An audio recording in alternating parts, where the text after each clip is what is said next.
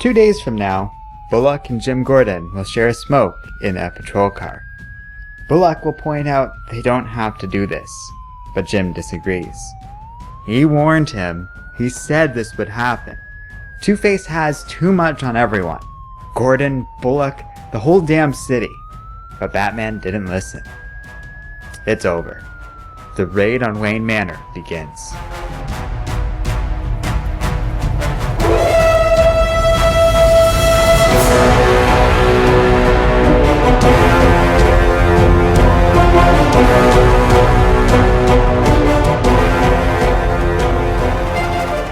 Killer Croc, King Shark, Amygdala.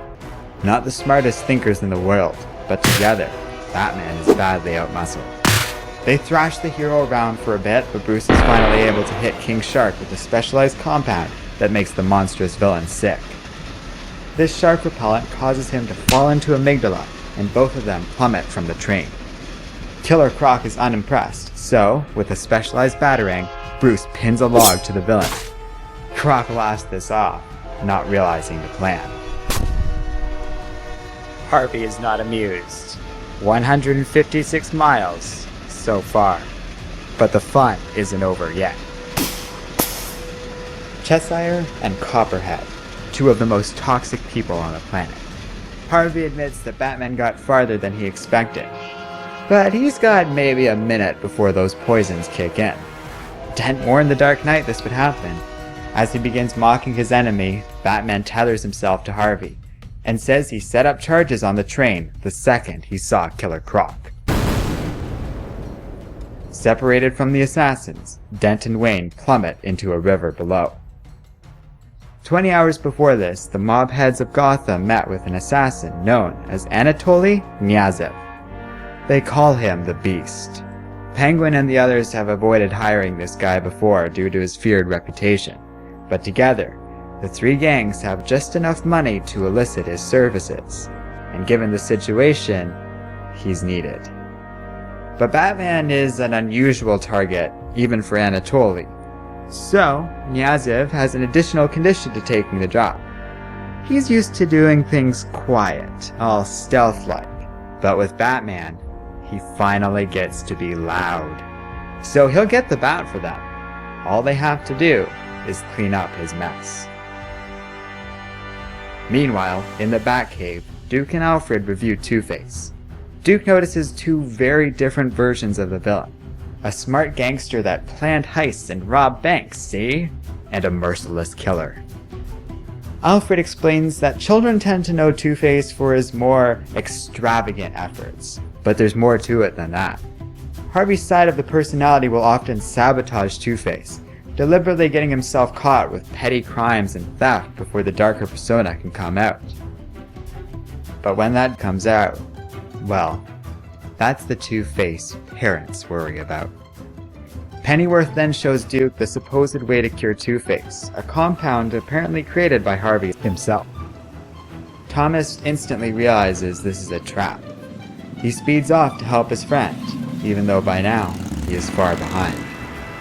In the present, Batman and Two-Face wrestle in the river before the Dark Knight is able to incapacitate his enemy. Bruce drags Harvey out of the water, while Dent taunts him with the knowledge of Wayne's true identity. Suddenly, things go dark. Bruce wakes up in the back of a van, still tied to Dent. A group of SWAT officers return Harvey's coin to the villain, saying they are on their way back to Gotham. One of them flips the coin, assuming that if it lands scratch side up, Batman dies. It does, but Harvey kills the officer instead, saying he really shouldn't have assumed how his coin works. Thinking fast, Batman uses this opportunity to attack the other guards and begins fighting them.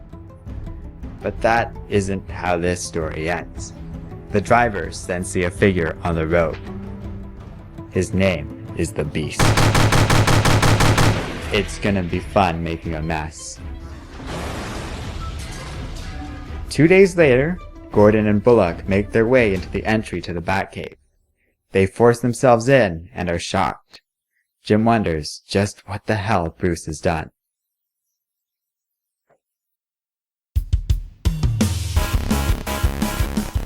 Hello and welcome to Comic Island, My name is Arden, and this is my recap and review of All-Star Batman number 2. So this was great. A fun read and non-stop action piece of a comic. This one is easy to recommend. There isn't much to it technically, it's just fun. The exact sort of thing I expected to happen based on issue 1 and the general awesome premise that is this story arc. I love the whole bit on the train, even though the story seems to be moving really fast. I suppose I should be making some snarky comparison about the speed of the train being relevant to the speed of the story itself, because that would be really clever. Anyways, just because the story moves quickly, it isn't that big of a problem. I just would have liked to see more. I really wanted to see Batman go up against Gentleman Ghost. But that's a good story for you. If the worst thing I can say about it is that I only wanted more, then it's a pretty good comic. And that's a better alternative to dragging things out too much on the whole, so this story is working for me. What little bits of plot moving forward we get are also great too. Not that I mind a comic chock full of action like this one, but it's nice that the bigger story moving around behind the scenes in this comic is also really cool. I like the idea of explaining various depictions of Two-Face this way. That's a very clever way to kind of reconcile the two different versions of the Two-Face that remind me a lot of the whole three Jokers idea they're floating around right now. This is a nice way to fit Two-Face's character, and it already fits in with his general dual identity thing, so it's a really cool little detail for me. Oh, and then there's like the greatest moment ever, where Batman uses a plausible rendition of shark repellent. For those of you who are actually worthy of calling yourselves a Batman fan and have seen the 1960s Adam West movie, that was an amazing little reference that brought a real smile to my face. And that's a classic Scott Snyder move for you, taking old school Batman ideas that are usually made fun of and making them work in the modern world is a real talent of the guy, and he certainly didn't fail on that count here. I also like the depiction of this Beast character. Yeah, there's the usual villain grandstanding going on here, but he seems fun, and the added little detail of having a carved up talon being stored in his fridge is just brilliant.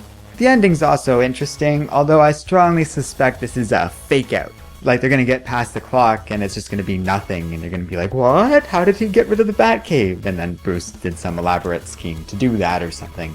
I could be wrong, but I have a feeling that's what's gonna happen. All told though, this was a fun comic and you should totally check it out for yourself. All-Star Batman has yet to disappoint, and I'm not sure if that's gonna change anytime soon. Thanks for watching this video. Let me know what you think is gonna happen in the comment section below. And don't forget to like, subscribe, and keep reading comics.